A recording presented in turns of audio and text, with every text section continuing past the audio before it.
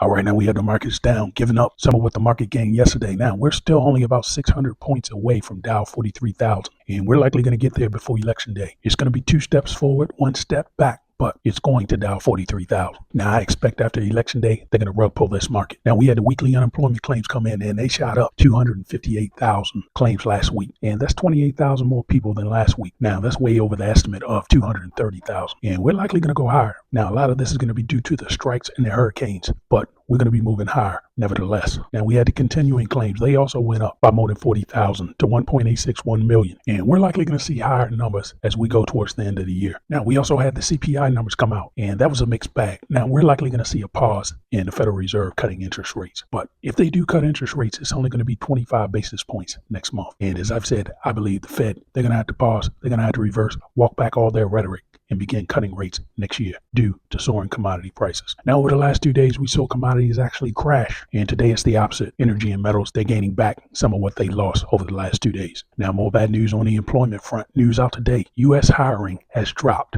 to the lowest level in 11 years, minus the pandemic years. And if you're getting a pink slip, you're going to be running into the wind trying to get hired. Now the same problems remain in this economy. The layoffs, they continue, the factories continue closing up, and the debt continues to pile up. And I believe after the election, you're going to see many of these crises come to the surface, and we're going to have to begin dealing with them. Now we're going to start off earnings season tomorrow. We're going to have the banks report, Wells Fargo, JP Morgan, and a few others. And then next week, the floodgates are going to open, and we're going to have a ton of big names reporting their earnings. And I'm going to be looking for a slew of layoff announcements. Now the market's red, and I wouldn't be surprised if they claw this market back to green, and we'll see. This quick stock market commentary, please like and subscribe.